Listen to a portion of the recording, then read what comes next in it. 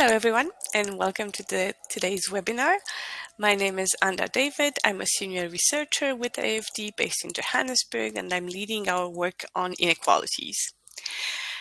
Today's webinar will be focused on mostly one part of social sustainability. As you know, this webinar is built around the common thread of sustainability. Today we'll be mostly focusing on the social aspects.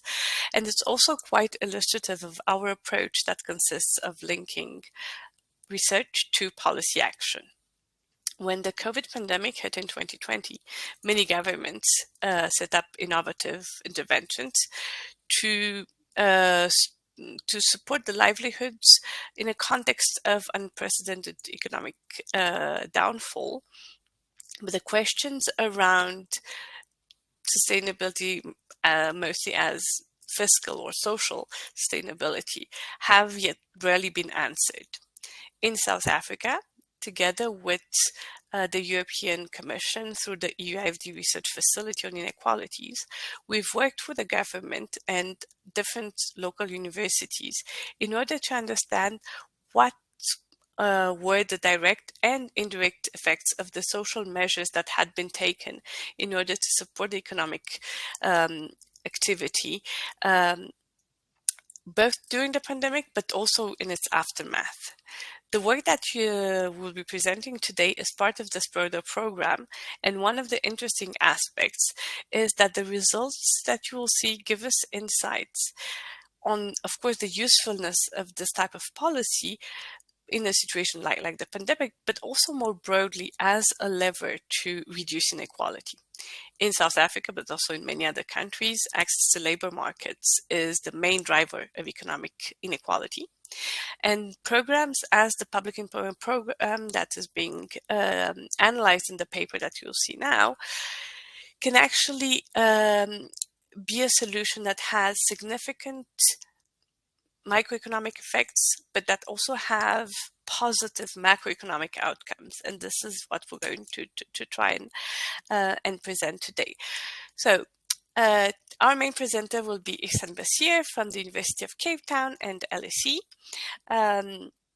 And the discussant, who just lost internet connection, but we are sure that we will get him back, is Maikel LIEUW-KIE-SONG, who is a senior employment intensive specialist from the ILO. Unfortunately, Kate Phillip had a conflict in her agenda, so she will not be joining us today, but we count on you to have many questions.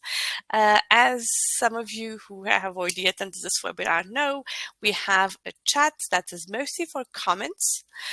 And then you have a question tab next to your screen where you could put your questions. You can vote for the questions that you find most interesting, and we can then ask them to our speakers.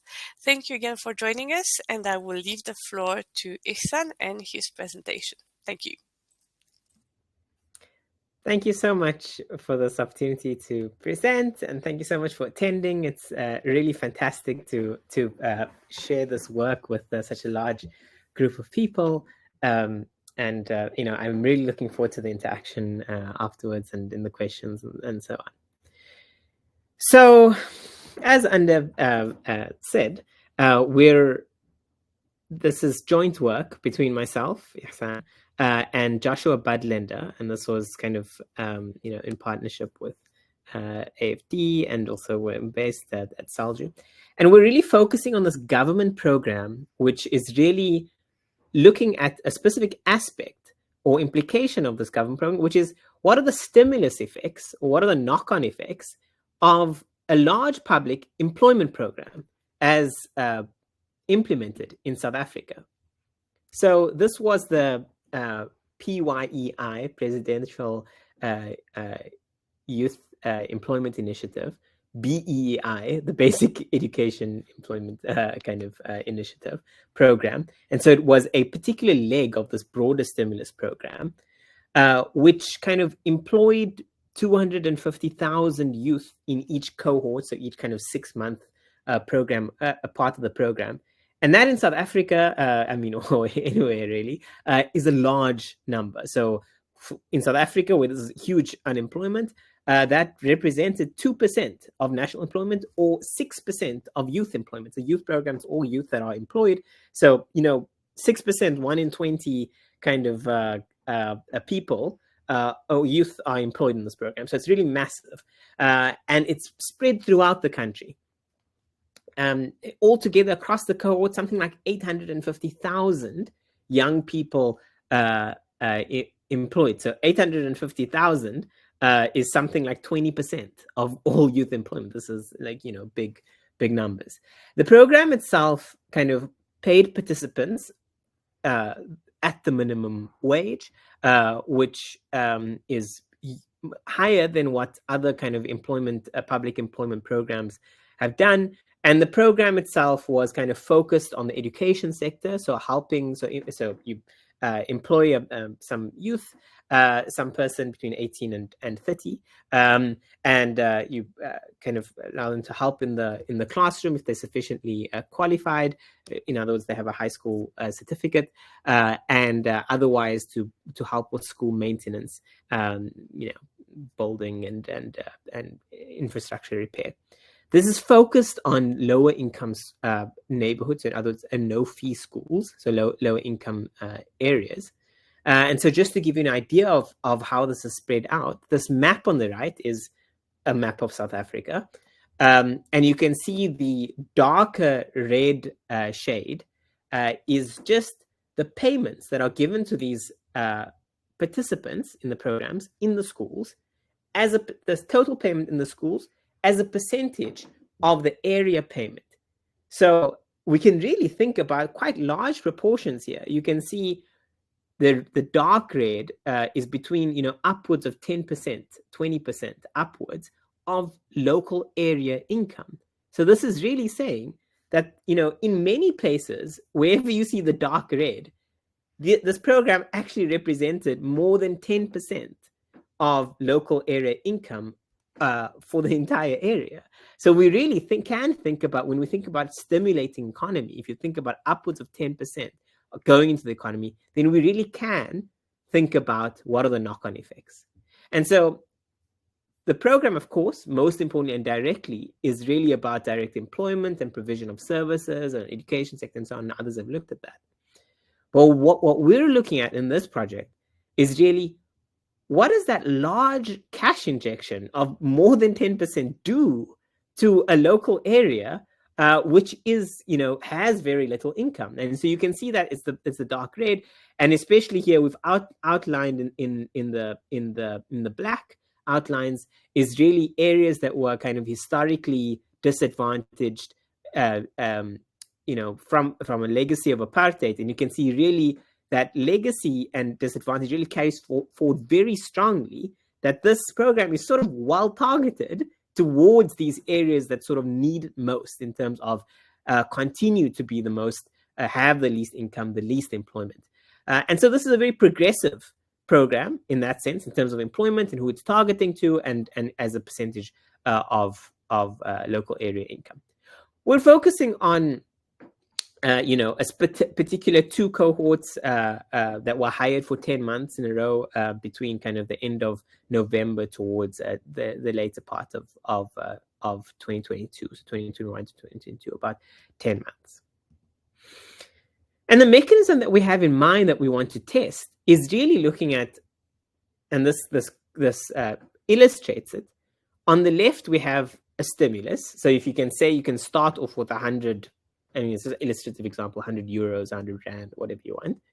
Some of that, so then that is given as a payment to the youth participant who's helping in the school. Some of that goes into the savings, so that's not really injected back into these local areas. But then, as you can see in the second sort of column of direct effects, you immediately get people spending, some of it in informal traders, and then some of it in chain stores. And the reason we're putting these separate, because we're really going to be focusing on the chain stores in our analysis. And then those stores themselves allow for a multiplier. So because those stores have an increase in sales, it's a demand shifter. You have an increase in the sales, and that means that these stores are incentivized to employ more, to increase wages. This really uplifts the kind of both from an employment and labor market perspective in these local areas. And exactly the same mechanism happens for the informal traders, and we think, to a larger degree. And that multiplier, of course, can then recirculate. So the last column is really about the total effect. You're not only increasing sales and getting more employment, you're also increasing sales, and then those increased sales have to come from somewhere else. So you're going up the value chain that also kind of benefits economically. So this is very classic kind of stimulus effects. And we're wanting to trace that. And so we're really focusing on two questions. One is, how did the program affect participant expenditure?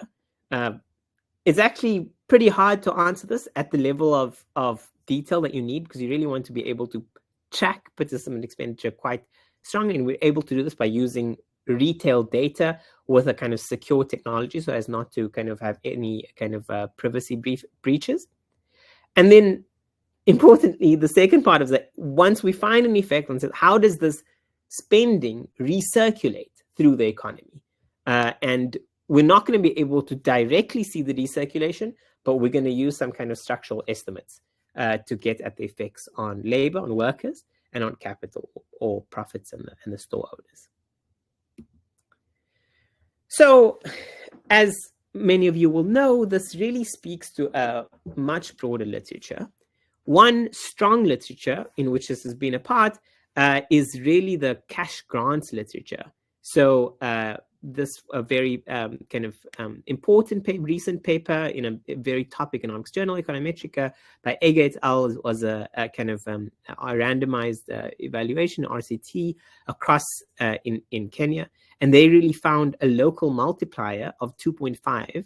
That means for the same injection, if you had 100 euros injection, then the actual economy grew by 250 euros. So really massive returns on that. That means that it's really paying for itself more, more than double over, 2.5 over.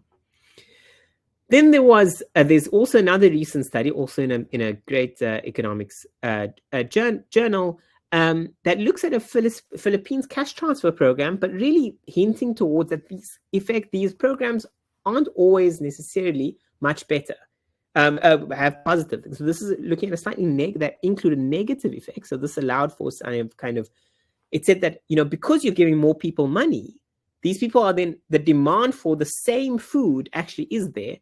And if your food supply is fixed, it means that stores are not going to get more food in, they're just going to hike prices. And so actually the primary effect, or one of the primary effects they found, is that food prices actually increased, and you had stunting among especially the children that did not get the cash transfers. And so this is really highlighting that even though you might think, you're paying money to people, of course it's going to have positive effects on the economy, the effects can go negatively. And then there are a couple of South African studies that are really important, looking at the effects on job search. If you empower people, give them money, that you're able to search more. And on the right-hand side, we have here just a quick summary of two studies that looked at public works programs. So this is closer to what we're doing. And really this important study, also kind of Econometrica now, a randomized rollout of the India's NREGA program, which is the biggest public employment program by far in the world, and they find huge stimulus effects. A huge increase in private spending as a result of the public employment program. And then again, this other paper, the last one on the right hand side, a randomized test in Malawi, again, just looking, I think, sort of more negative impact, which is the decreased food security. So similar to the Philippines study, where actually food security was negatively affected. So the takeaway from this is, there are a couple of studies that give high quality evidence of very big positive effects on stimulus, but there are also a few studies that are a bit more worrying that show that there can be some more negative effects of these kind of payments on these local areas. So the data that we're using, this is to jump directly into what we're doing. We're using really exciting data from one of the largest retailers in the country. And we can't speak about the actual name, so we're just going to call it the retail firm. But this sales data are from loyalty card customers. I think many of these chain stores have these loyalty cards programs across the world. This is many millions of individuals in South Africa, and in fact, a substantial proportion of South African adult population. We'll give you some stats on that a bit later. And then we anonymously merge in the participant data from organization Harambee, who very kindly gave us this data. We do this in a very secure way. So we use this third-party platform, Omniscient, that really takes, they encrypt one-way hashtag from the retail firm onto their platform, and then from the Harambee details onto the platform. And then because it's using both the same matching algorithm, they can then merge them together while still retaining anonymity. We never see anything that's data breaching. Of course, we take this very seriously because this is a government program, and these kind of ethical concerns are foremost. And on top of that, we kind of did, of course, go through the kind of university research ethics approval. The bottom line here is that we're able to match about 40% of all participants. So you can really think that this is a very large retailer, because we're getting 40% of all participants in the program across the entire economy. And then we're also able to get a kind of 1% random sample as a counterfactual, as a control sample for non-participant customers that we're able to merge in. On top of this, and this is actually what we're going to start off with in terms of the results, to show some results, we also did a kind of survey of these participants. So this happened through a kind of WhatsApp financial diary, also in partnership with the fantastic organization Harambee. Unfortunately, there was actually low uptake on this. Only a few hundred at the end of the day gave full budgets. We did a follow-up survey, again, kind of a small sample budget. So we're just going to really take that as indicative, but we think as we'll show, it's quite good results out of that, or quite reassuring results out of that. And then we'll use some other data sets to do the more structural part of the paper, which is on kind of using tax data and input-output tables. So in summary, we're using this retailer data to merge in with the sales data of the participants. And that's going to tell us a lot about where participants and what they spend their money on and what their response is to the payment. And then we're going to take all of this and put it into some kind of structural estimates using tax data, national tax data. So to start off with, I told you we did a survey, and this is just to get an idea of what these participants look like. And on the right, we've got here a bar graph really showing what are the categories of spending that these participants spend on. And in the green, in these graphs, we've got the baseline survey. And so you can see there, the green on the left, just look at groceries, spending half their budget on groceries. That's pretty expected. I mean, I think a lot of us actually, will be not too dissimilar. Transport much less, childcare and so on, and rent is kind of sort of close to 10%. So this is again kind of on the lower income side. The red shows that using the follow-up survey, we just use the change in income. This is literally just showing, oh, we actually observe, and you filled out this WhatsApp survey, and you got more income. Obviously, because you're a participant in this program, and so you just got more income. And so we just use the change in income and how you distributed that change in income across the different categories. So that we think is a much better indicator of how you spend your money when you get new money, which might be different to the baseline. Turns out that the green and red bars are actually really similar. So that's reassuring. And lastly, you can see the blue, which is using the national spending survey. So not our own survey, but the national spending survey. And actually, compared to everyone else, it's not so different. Groceries are slightly less, as one would expect, 40%. Transport a little bit more, rent a bit more. So that's, a little bit more in line with what maybe you'd expect, but not so different.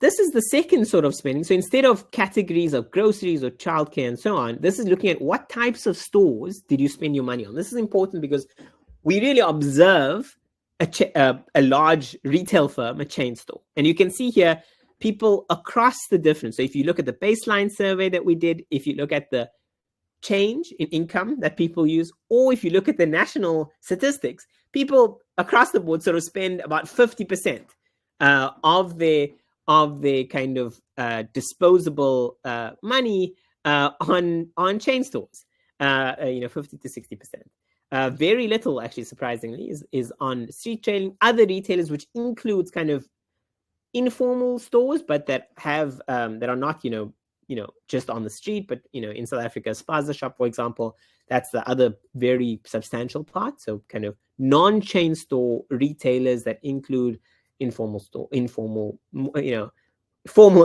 sort of stores. Okay, so that gives you an idea that really a large proportion of spending actually is on chain stores. And so when we move on to kind of spending at the retailer, we actually are capturing a lot of their spending. So this is at our specific retailer for which we have data. And this table over here is just giving the average spending per month by period. And so I told you the control is just a random 1% sample of people. And the treated group are the participants. So when I say treated, it's really participants. Pre is before the program and post is after the program. So what this is really showing, if you go through the rows, it's very similar to what the WhatsApp survey actually showed. So the highest expenditure by far is on groceries, and then kind of on perishables, and it's kind of looks like a grocery list that one would kind of expect how one would spend. You can see that the control spending, if you look on the control side versus the treatment side, control spending is slightly higher. Why? Because these participants are in lower income areas, so low income neighborhoods, whereas the control is kind of random across the country.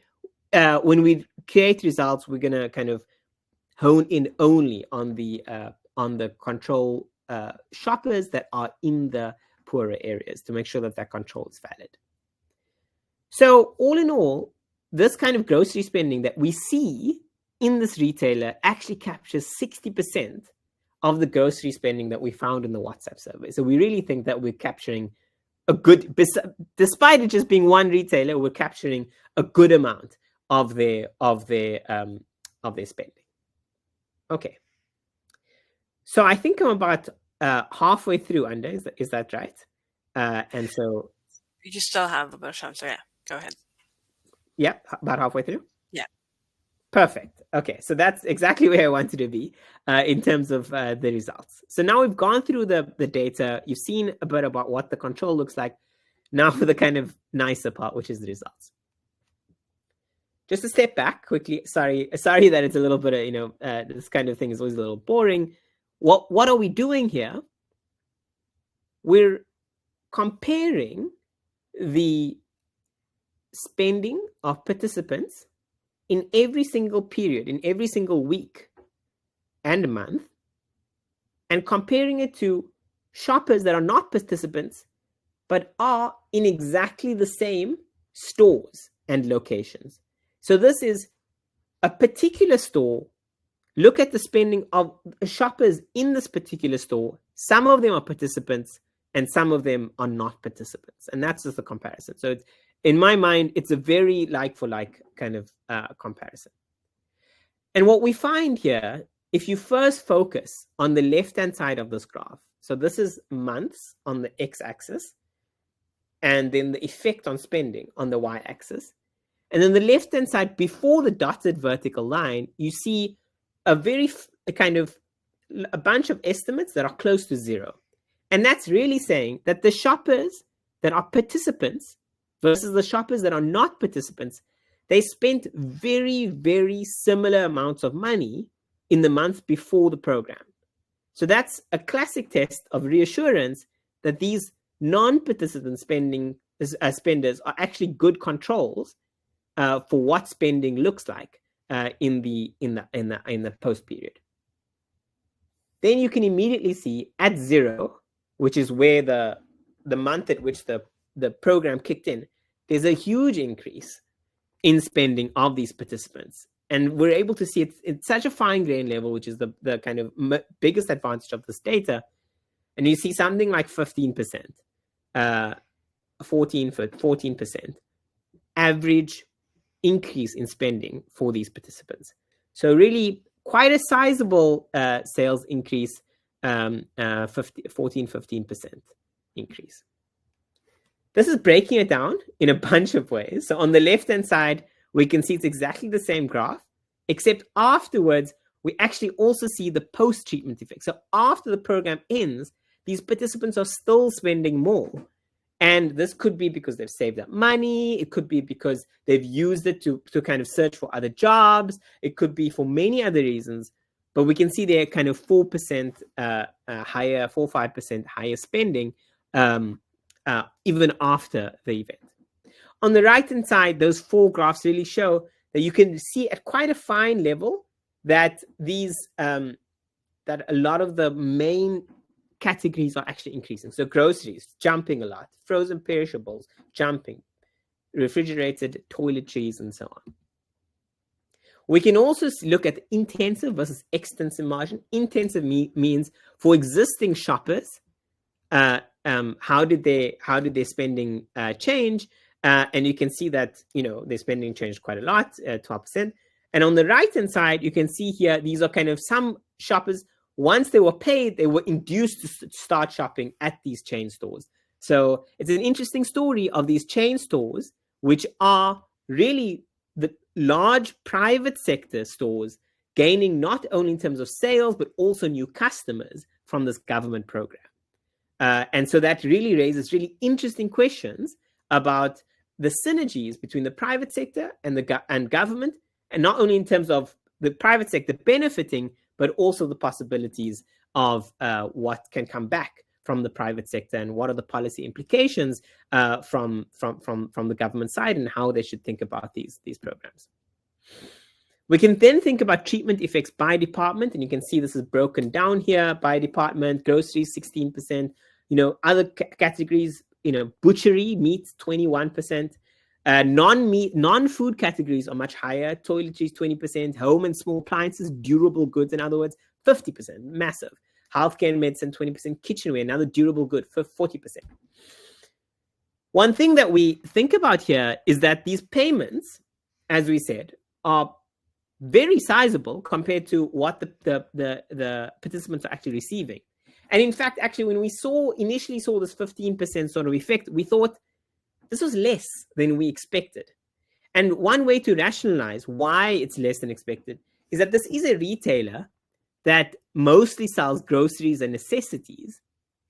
And so classically in economics, so it's very well observed that when you have a necessity and you get a big income shock, your responsiveness for necessities versus other goods that are, not luxuries, but are not as needed, such as appliances, durable goods, your responsiveness on necessities might be lower. So that's why we might be getting 15 to 20% on the necessities. But when we focus in on the non-food categories, such as appliances, such as kitchenware, we get even bigger, 40 to 50% effects. Another reason why this might be an underestimate is because we don't really see the other members within the household. And so imagine you're a participant that then gives money to other members in the household and they do the shopping. We don't see that responsiveness happening. We're only really seeing the responsiveness by the participant themselves. They might delegate money, especially now when they're more busy with their job, whereas before if they didn't have a job, they had time to actually go shopping. Okay, so now we're kind of done with the results, and I hope I've convinced you that we can see in a really exciting and clean way a massive jump if you go over here, kind of really, this is the main graph really, the massive jump in sales for these participants at this private sector retail store, this massive, and it's across the entire economy, and it's really very concretely coming out of this program from the government. Now we want to use these estimates to ask, what can this tell us about the multiplier on the local economy and the broader economy? And so danger warning at your own risk sort of sign here is that we're going to be putting a lot of structure onto this. We're going to be making many assumptions. I'm going to be very clear about what those assumptions are. But upfront, we don't observe the employment response directly. We don't observe kind of, for example, all of the participant spending. And so a lot of these assumptions are needed in order to give these estimates, which we're going to be as transparent about, but you have to kind of think through it yourself as well. So the main question is, since we observe the sales spending increase at the retailer, how are they going to respond? And this is actually a big question, and there's a big literature on this in economics. One paper that we lean on a lot is this Lamadon paper in 2022 in AER, the top economics journal. And they really look at what is the responsiveness of earnings, and you can also look at employment, to sales shocks to a firm. And so we can replicate exactly this kind of high quality study in the South African setting using our tax data, where we observe earnings. And this is using kind of South African Revenue Service tax data, which is at a secure server in kind of South African Pretoria. And you can see here that, we think quite convincingly, you see beforehand slight upwards, but, close to zero. And afterwards, what we've plotted here is in the orange, when we see in the tax data a store, a retail sector store, actually increase in sales. This is at the national level, but it's exactly the same story for actually what we saw earlier on the high, the micro level, the kind of participant spending. We see here when there is a sales jump for the retail sector for any tax firm in South Africa, you also see in the blue immediately the employment jump. In the blue, the wage bill jump. So that's employment and wages. And in the green, the employment. So we see across the entire economy, when firms do get a sales shock, as we would expect from economic theory, they do increase both employment and wages. And so that's really what we're going to be using. The estimate that comes out of this to get at then using the sales effect from our government program that we measured earlier to get at the effect.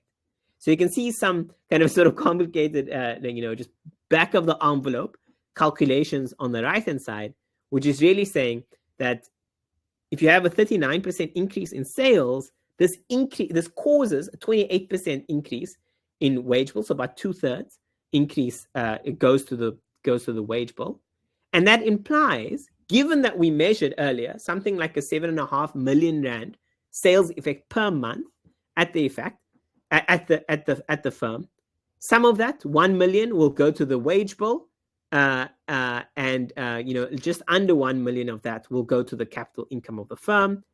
What happens to the rest of it? The rest of it goes to intermediate goods up the value chain. So that's the next step. While we've got the effects that are going to go to employment and wages at the firm, now we can go to the value chain effects. This is really about if I want to sell more, I have to get more inventory, and I'm buying more up my value chain. And so we use input-output tables that are published by the National Statistical Agency in South Africa. And they, some strong assumptions here, for example, that we assume that the average response is equal to the marginal response and so on. But the bottom line here is that you can then feed it through the value chain and say, oh, wait, we got a 7.5 million rand sales shock at this retail firm. How does that affect the rest of the economy? And we can see here, once we feed it through the value chain, you can see by industry the different effects. But the point here, if you focus on the left-hand side, is that something like half of that, 3.8 million of that, increased domestic retailer demand, so went up the value chain. Of that, 1.5 million goes to the wage bills, and another nearly 1.8 goes to some of capital profit. So it's split kind of half between kind of wage bill and profits. And so overall, what's the bottom line of this, sort of tedious exercise, is that out of the 7.5 million rand sales that we observed increase through participant spending at the firm, something like 2.5 million goes to kind of wage bill, another 2.5 million goes to capital, and then the rest is sort of there are leakages to imports and so on, which doesn't go to the national economy. So really, overall, we can say, I'm sorry this has been a bit of a torturous exercise in a sense, but it all gets us to the same point, which is to say that with some sort of assumptions on, we know what the industrial structure of the economy looks like, we know what the initial spending was using the participant data. Can we put that together and get a multiplier? Using those assumptions, we can say that, well, the direct spending effect is around, of this program, of this government program, is around 53 million rand per month, which represents about 5% of the total program cost. Now that, as we said, we thought it would be more. As I suggested certain reasons for that, one of which is that what we're really focusing on is on necessities, and we're not getting the total spending. And so if you adjust it up towards, for example, also affecting on appliances or spending on appliances, as we showed earlier, then that would be much, much larger. Of that 53 million rand per month, about 38 million goes to domestic factor income, so domestic players. Half goes to wage bill, and half goes to sort of profits. That half going to wage bill is really going directly to people in the area that are not participants directly. So we view these estimates as really giving a sort of lower bound on the program's direct effects on non-participants actually in the area. And so, for example, we can go directly kind of looking at local incomes, especially looking at kind of informal stores and so on. We can also apply these estimates to other government programs. So, for example, probably the biggest direct social spending category of the government is of the national budget is on the social grants, and you can kind of basically back out the same thing there and show using these estimates that a substantial part of that is about stimulating the economy rather than anything else. Okay, so in conclusion, really, I presented to you kind of varying quality of evidence. I think kind of some of the, at the start, I think was the most rigorously identified spending effects at the retailer. It's comparing spending of a participant compared to a customer that's exactly in the same store, that's in the same area. And so it's really, they're very similar people. The one gets a job, and so you can see the massive spike in spending, and the other kind of, carries on as usual. And so we can really back out some really high quality estimates there. And then we use kind of increasingly speculative, in other words, stronger assumptions, or in other words, more and more assumptions to try and get at what the multiplier effect is on the economy. We can first look at the retailer, then we can include the value chain, the recirculation effects, and then we go to kind of the local income effects, which I just covered at the end. I would like to just say kind of a couple of caveats. One is that we should recall that there's kind of the main value of the program is actually kind of on the direct consumption benefits for participants. So you are kind of paying youth who would not have had otherwise, the program aims, they would not otherwise have had a job. It's career experience. And of course, perhaps most importantly, it's getting kind of education to these people in these schools, improving the education. And then lastly, kind of whatever money is given, kind of, it's in no sense is thrown away. You know, you're spending, the participants are spending on the locally produced money. They're saving some, and saving is not a bad thing. Saving is a really great thing, especially, you know, if it's used then down the line for more durable products and so on. And we're not getting that in these estimates, but it's something actually that we'd like out of a program like this. And so altogether, the kind of bottom line of this is that we think that in these kind of government programs, it's really important to include these kind of stimulus benefits in the calculus of whether to implement the cost-benefit analysis of the program. And then twinned with that is the idea that if private kind of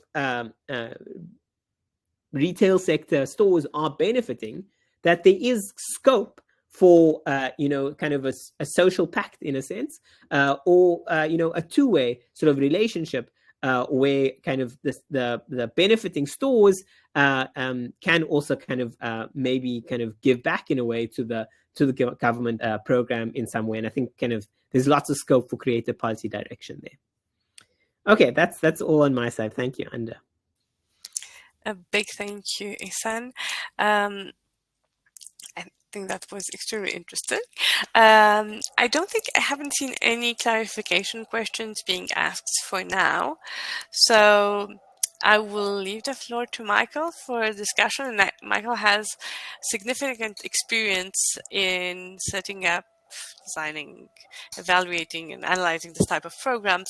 So I think it would be very interesting to hear from you on what you think about this paper, but also more broadly, what are the insights that I would say are commonly agreed, and how we would need to think in order to design also future research on this type of programs. Over to you. Thank you, Anda, and thank you very much, Ihsaan, for really very clear presentation. I think it's always nice to have a paper presented. When you read it, it's often clearer when somebody actually lays it out and how they approach it. So some interesting thoughts that came up. But I have a few slides that I want to share, which I want to help frame a little bit the discussion. And after your presentation, I'm going to actually change the order a little bit. And I'm going to start with this slide, I think, because I think it reflects a little bit the complexity and the issues around when we evaluate these programs, right? So I think in most things, as government or as investors, we weigh the cost against the benefits. We're trying to understand, is a intervention warranted? The benefits should exceed the cost, right? And so the cost sides of these programs are pretty clear. I think on the one hand, there is the fiscal costs, which you have outlined, how much government spends on these programs. And there's lots of weight, it's relatively easy to estimate. There is a kind of opportunity cost to participants as well, which is something that we often think about. So people say, okay, well, I had to stop doing X to join this program, even if it's marginal, but it exists. So, and this is also a factor for them, because for them, the gains from the program have to exceed the opportunity cost. So that's the cost side. And then the benefit side, there's a whole range of benefits. There's directly to the participants. There's the income effect, right? So it has to exceed the opportunity cost, typically for them to be wanting to participate. There's the value of the assets created or the services provided to the program. Often difficult to measure, as in the case of education program. How do you quantify that? But essentially, you would want those. Those are one of the benefits. It's one of the reasons, as you mentioned, why you do this. Then there is these indirect spillovers and induced jobs, which is kind of what you focus on, or this paper focuses on. So what is the additional, benefits? But then there's also the kind of human capital benefits that are beyond the income. So people are working, they're gaining skills, they're gaining work experience, they're empowered to do more. And then there's a set of even broader benefits, let's call them societal benefits, which are perhaps more interesting to the government as a whole, but not so much the individual, that it may add to, by reducing unemployment overall, you add to whether it's safety or stability or less tensions in communities. You may have spillover effects on labor conditions, as some studies you mentioned have shown. It may have so when we look at these programs, to be fair, we have to try and balance, and I think I'm sharing this also for the rest of the participants to say, like, what we have looked at here is one subset of the benefits these programs generate, but it's very important because it's also difficult. Each of them has their own challenges to determine the size and scale of them. And here's a contribution that at least gives us on this blue block a clear indication for a specific country what the benefits would be. So I think that's just kind of a framing kind of overall question that we're framing the contribution of this work in the overall picture around how do we understand and how do we make decisions around these programs. So then I think I want to maybe throw in a bit more questions around some of the points made, some of the findings, because I think they are interesting. At first glance, I was also a little bit surprised at, it's quite low, it's quite limited, what's going on here. So maybe the question is, okay, how much is this a quite specific South African finding, or can we, how much would we expect to find similar things in other countries? And I could come to that. I mean, then there's a question of, okay, what is the implications of relying on data from a large retailer, right? So, and I guess the specific question that came to mind here is that if everybody goes to a large retailer, that triggers some employment among the retailer in those communities, but how much does it trigger local production and local services? So if if instead of going to a large retailer, I go to a local chair maker who makes a chair in my community and buy a chair from him, we expect the kind of circulation of money in the community to be quite different. So there is an element there. Okay, how do we interpret the data coming from a large retailer, which also formal retailer? I think these are, having lived in South Africa, I know these are very highly efficient. The kind of sales per employee is very high compared to a kind of small retailer. So if they spend the money there, you would probably see more employment local generated if they went to other shops. But, we live with the data we have. Other consumption, I think you addressed that. So I think that came out better from what you spoke. And I think that maybe a last point on this element I want to reflect on is actually, maybe it's great that the share of consumption on what are essentially, basic goods, where we know there's, from a propensity consume side, we know that once you have, you don't keep spending more and more on these goods. If your income goes up, you shift to other types of goods. These are the kind of basic food and stuff. So maybe it's actually a good sign if people spend only a relatively small share of their additional income on that, and they perhaps save it, invest it, either for improving their conditions. So I'd be very interested, maybe people buy building materials and improve their dwelling or their housing, or, and that would be a very important, long-lasting contribution, right, to the household. Or maybe they are able to invest it in productive means, buying some equipment to set up a small business, whether it's a barber shop or become a plumber, and they can buy a set of tools that they can provide plumbing services in their community, or, and that wouldn't show up in this data, right? So, and actually those are the things we hope for often when we do that. They don't all spend the additional income just on consumption, but actually that it's invested, in additional, in which can either improve their, their quality of life, or invested in improving their productivity. And so those two are actually two important other goals we have. And so maybe this is the other side of the findings, is okay, maybe there is a good side, that it's a relatively small share that seems to go to this kind of consumption. And then maybe a last set of points is, I think I mentioned this already, and this is maybe for a broader discussion. So, if we go through such a complicated exercise and we only get to, one of the benefits of these programs, and we have a whole set of other categories of benefits that we also need to measure, and each of them need a, you know, very intensive, let's say, exercise to evaluate. How do we, you know, what challenges that it posed to us to get, how do we come to a comprehensive assessment, right, where we can estimate all the kind of series of benefits, compare it to the full set of costs, and come with policy. And how, in the meantime, do we make decisions if we don't have, you know, these full sets of benefits and costs easily quantifiable on the side? So those are some of the kind of more broader thoughts that came to mind reading the paper. We can zoom in at any level of the discussion. So yeah, thanks. And I'll hand back to Anda and to moderate the rest.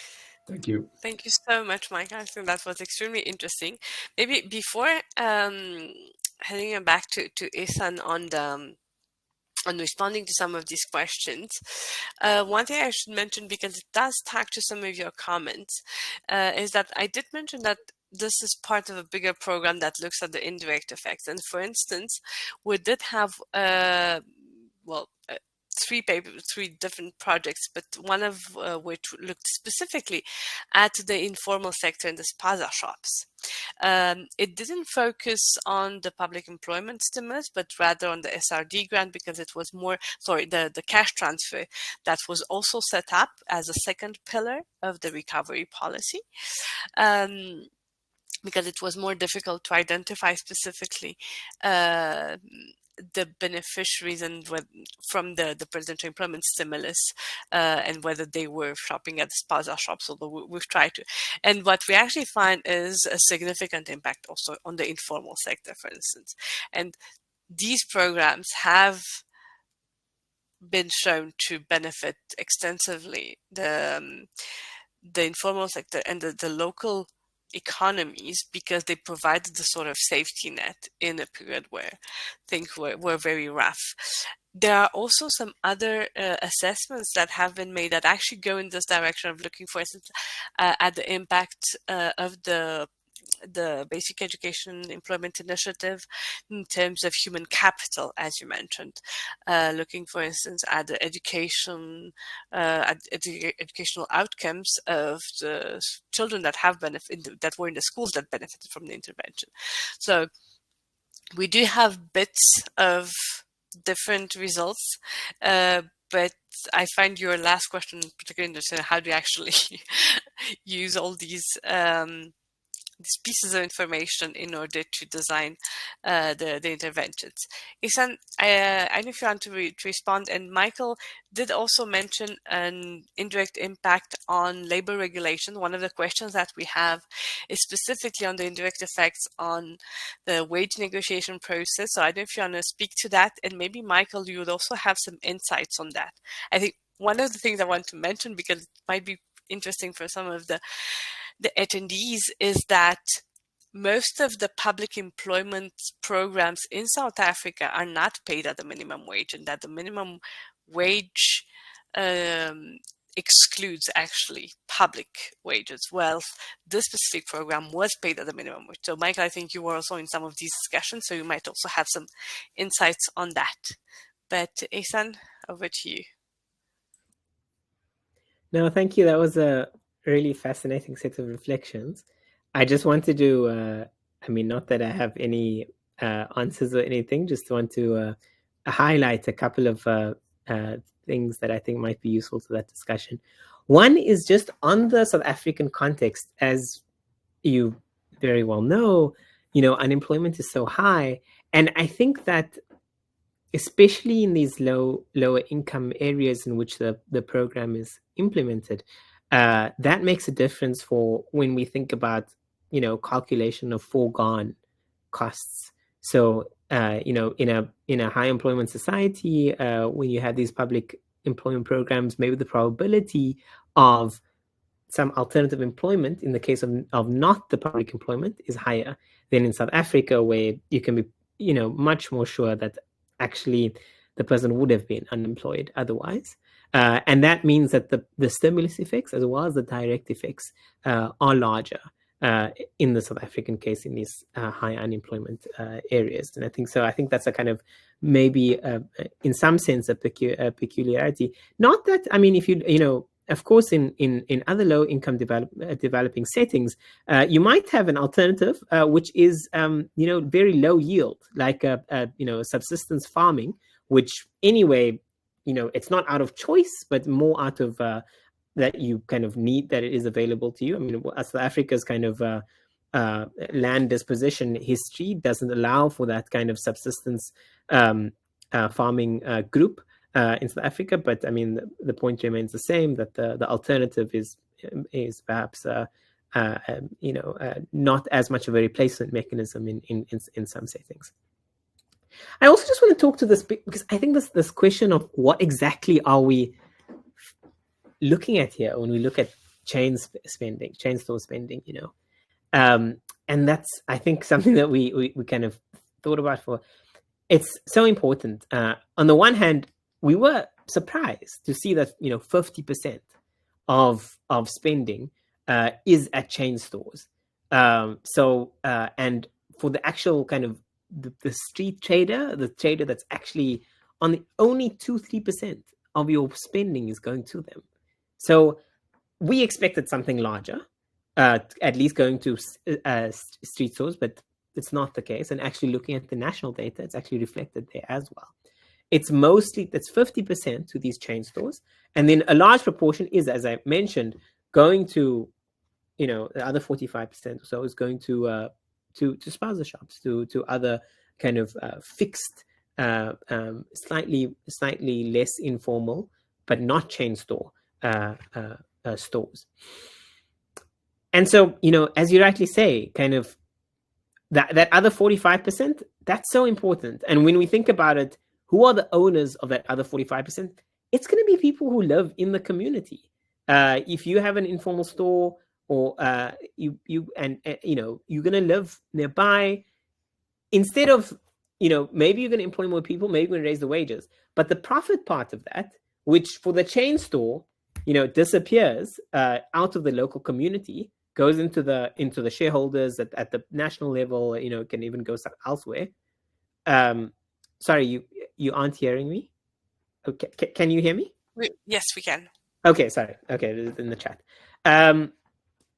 That profit bit is actually disappearing for the chain stores, but not for the informal, as you say. And so it does become a much more desirable, from a stimulus perspective, desirable outlet to look at these informal.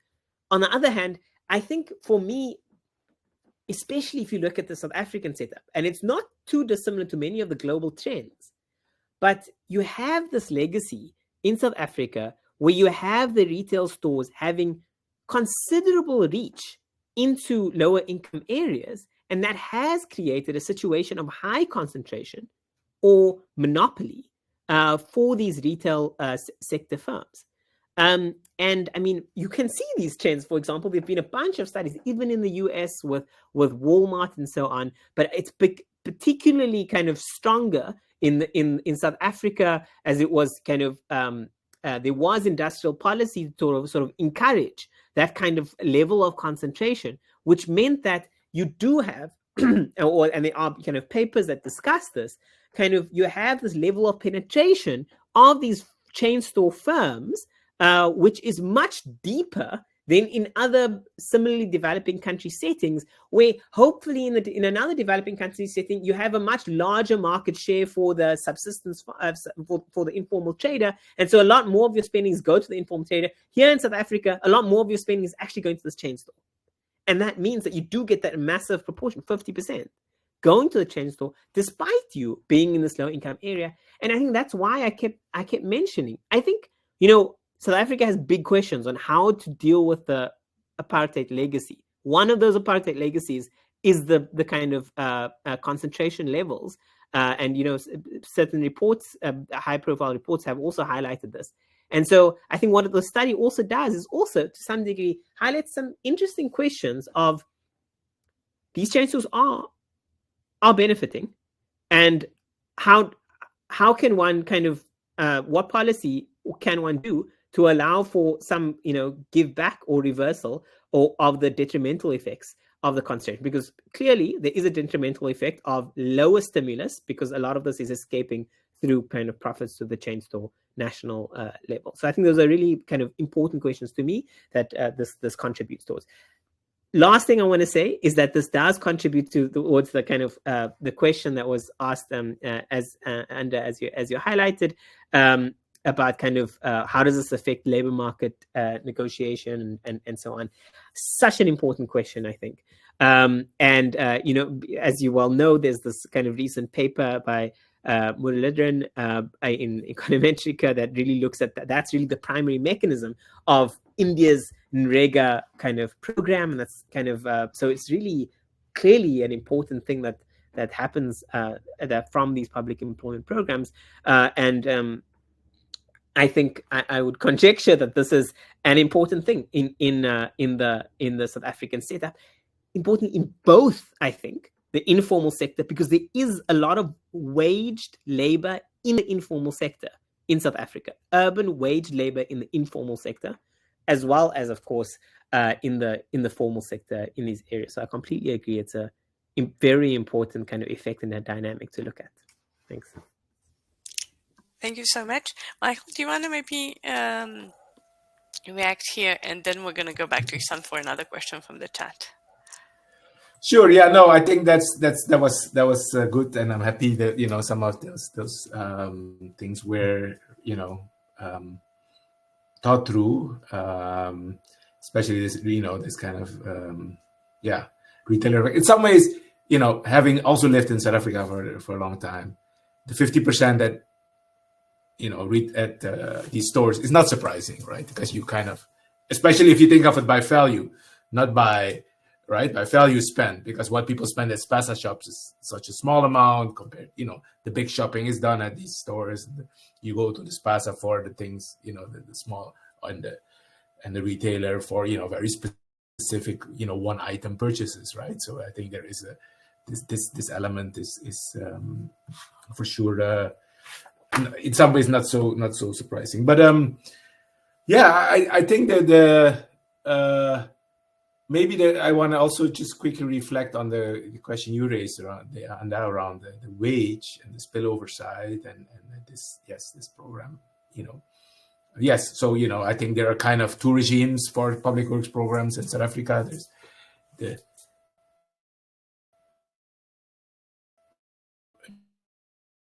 the stimulus, which was program which uses the public works program minimum wage, right? So these are two different, you know, the one is the public works program minimum wage was established before the national minimum wage was introduced. The programs were already paying that, you know, the kind of fiscal implications for everybody shifting to the national minimum wage are pretty, you know, we're pretty big. It wasn't, you know, so I mean, this is an ongoing debate, but I think the interesting thing from the wage level, and this is also is how it spills over. And I think this is where an interesting, I have an interesting, maybe it's more a theory than observation, but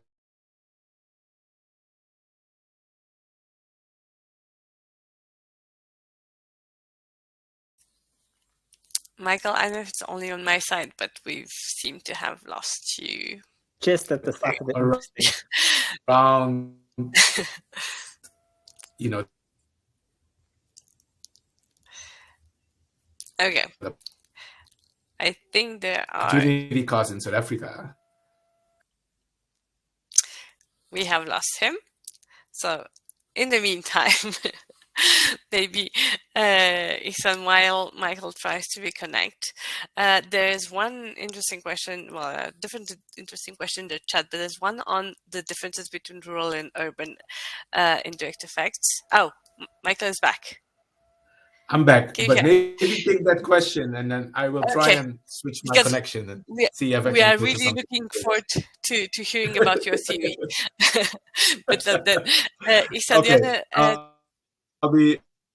I'll be right back. Perfect.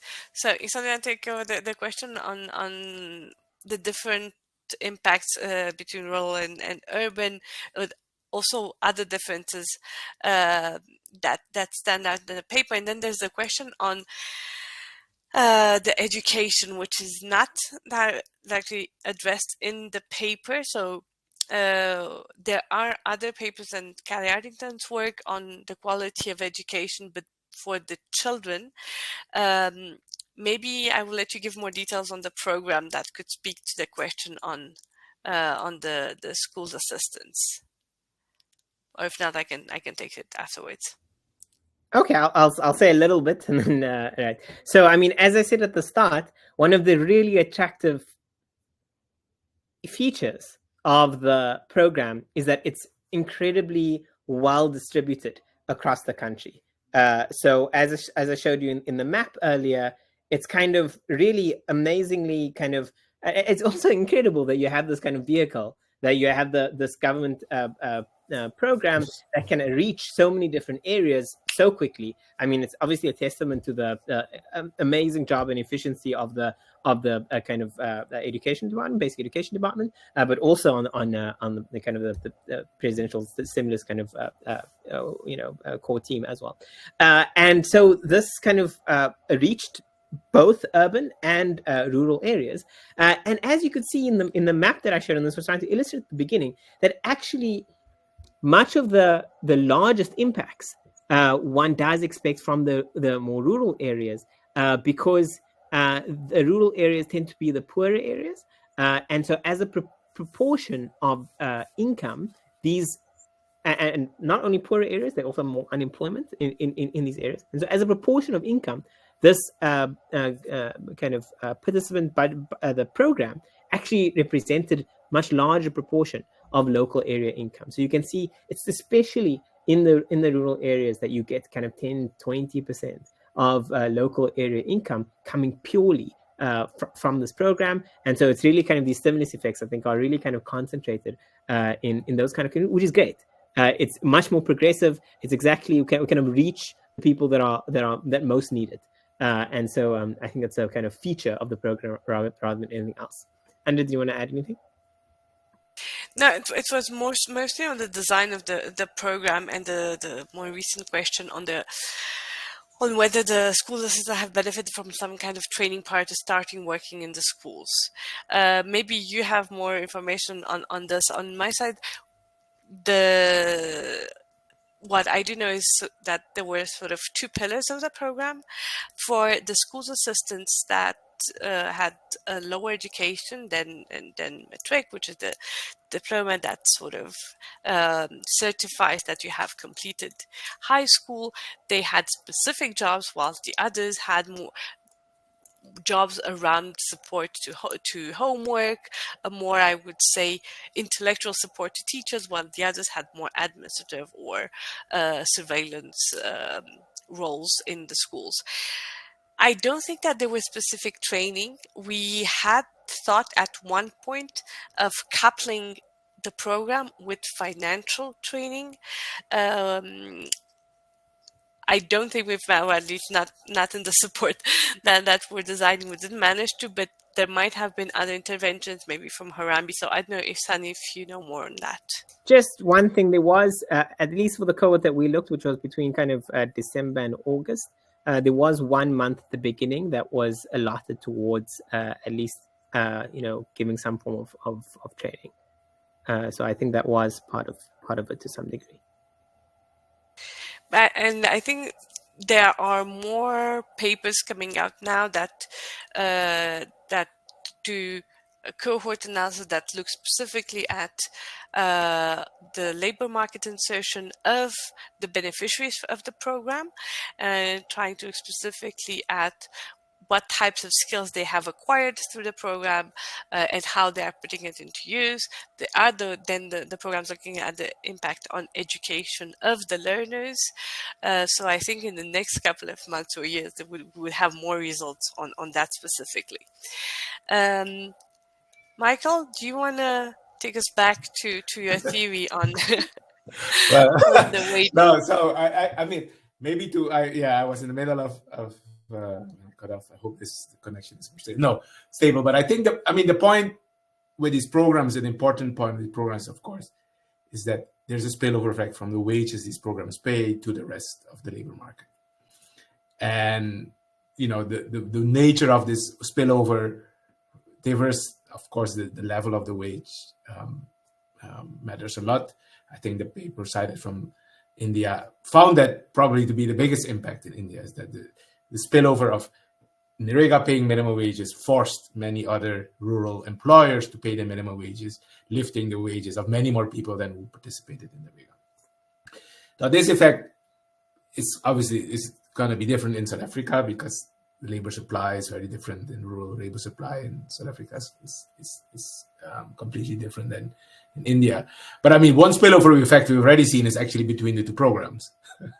that the people in the expanded public works were asking, well, why are we not getting the minimum wage while people in employment stimulus are getting the minimum wage, right? And so there is and there is, you know, for those able, you would see the, you know, the transition from EWP probably to PES.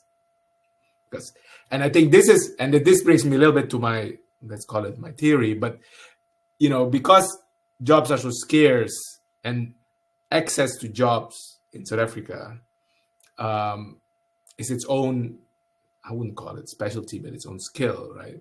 That there is a group who will, despite jobs being scarce, who have a job, who will shift to the better job, but they will secure the other job for, you know, so, you know, if they run a spaza shop, they're not going to give up their spaza shop. They're going to find somebody to run the spaza shop and go work for PES or EWP. And so the I guess what I'm saying is that the opportunity cost is a bit more complicated than just somebody being unemployed going, but actually there's a cascading of, and this is especially where, you know, programs struggle to ensure. I think PES has made quite a bit of effort to ensure that people who are targeted are actually unemployed, and, you know, let's call them actively unemployed if there's such a term. But, you know, in other programs have not had such strong targeting, and you know, and in the end it's fine. I mean, you know, everybody's moving up the ladder, right? There's kind of there's a kind of a cascading effect that somebody moves to a slightly better paying job, and then somebody moves to a nice, and then somebody who had no jobs moves to a very low paying job. But it's, you know, that also happens in addition to somebody who has no job at all moving into this kind of relatively high paying job that's offered in some contexts in these programs. And, you know, some wages are very low and there doesn't apply, but where the higher the wage gets, the stronger that effect could be. Anyway, this is my own, I have no data to back it up, but maybe one day one can do a, you know, participant survey to understand a little bit better. But just to say that in other countries, we're always surprised at opportunity cost, even though we're targeting unemployed people, that there's often still a substantial opportunity cost for when you do the surveys and you do the assessment for people to come into this program. So can I ask? Yeah. Just for these, that's extremely interesting.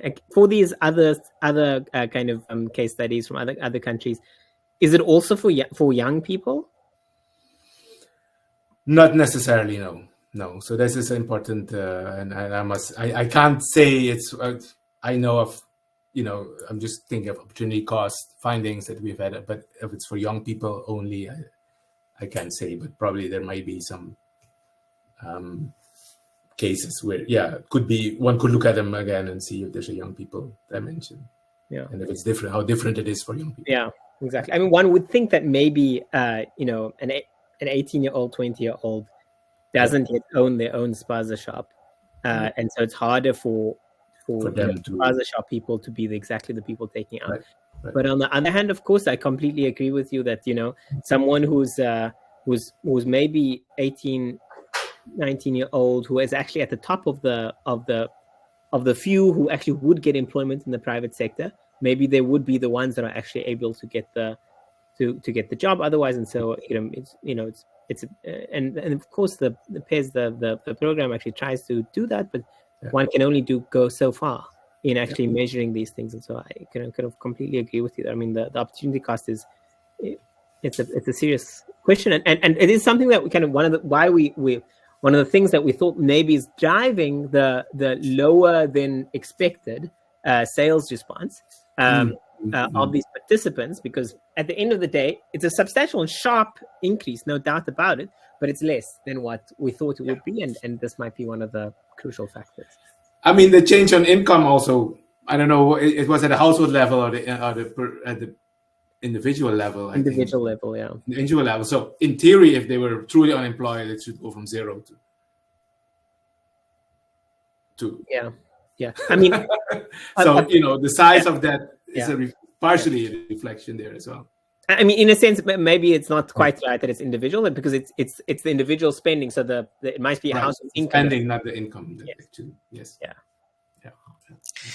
No, and maybe just to add, in the case of young people, more than the spaza shops, we do see this gig economy playing a huge role. So the opportunity cost might actually be much higher due to these conditions. And maybe this is where the difference between rural and urban could be interesting, because there might be more opportunities for in the gig economy for the youth in urban settings than in rural settings. So you might have a high opportunity cost in that case. With the question of the targeting, I think it's quite interesting, because what we did see, not for the presidential employment stimulus, but rather for the social relief of distress grant, is that there was a lot of back and forth in terms of the targeting. And for instance, in one of the studies that we did that surveyed informal traders, many of them were actually receiving the social relief of distress grant, for which normally they were not eligible for.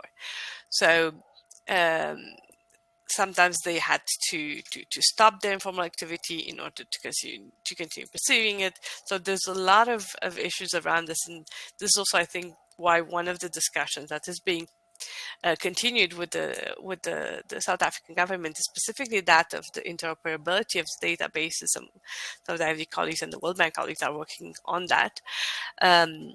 Because this is what would allow also the joining of programs such as the presidential employment stimulus or other public employment programs with training programs, with entrepreneurship support, etc. So these are all issues that we're trying to grapple with right now as we speak. I don't think there are any other questions, so I don't know if either Maikel or Ihsaan, you guys have any last remarks? No? Maikel, nothing on your side? No, not, I mean, yeah. Yes and no. No. So I mean, I think that for me, I think I would really hope, I don't know if there's, in this other work, is actually if we also looked at kind of savings and investments people are able to make because of this, and I think, and because I think that's really for me, the crux, because as you say, this presents, even if it's a temporary, it represents a relatively large temporary increase in income. And if we can show that it doesn't go to just meeting basic needs, but actually goes to investment in either production or quality of life, or, could be education spending, housing spending, or, let's call it productive spending, right? That actually would strengthen the argument for the programs, to me, actually, quite substantially. Because then it's not because the criticism often is that people, you temporarily lift their quality of life, and then 6 months later, they're back where they started, right? This is a key criticism of this program. But actually, if they're not back where they started because they were able to access some capital that, is invested meaningfully, I think that would, to me, be quite a strong case. And we, again, don't have much information about this, but that would be a really interesting thing to look at, I would think. No, excellent. Thank you for that. There are some of the studies that look at longer term effects that are ongoing, but I think we still need a bit of time, the program itself has been continued.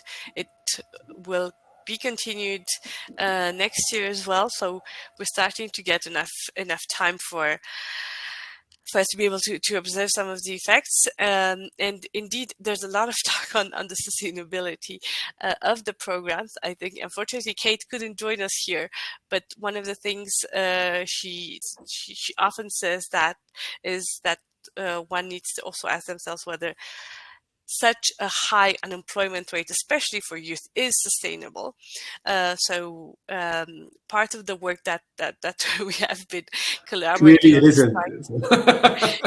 exactly is trying to get out of the purely fiscal sustainability and looking more at the social sustainability, and the fact that these types of public programs create long-term growth and create more opportunities for those who are benefiting from them. So a big thank you to both of you. Thank you to all of the participants as well for their questions and their participation. And then we look forward to seeing you in the next webinars. Thank you. Bye-bye. All right. Thank you very much. Bye-bye. Thanks, everyone. Bye.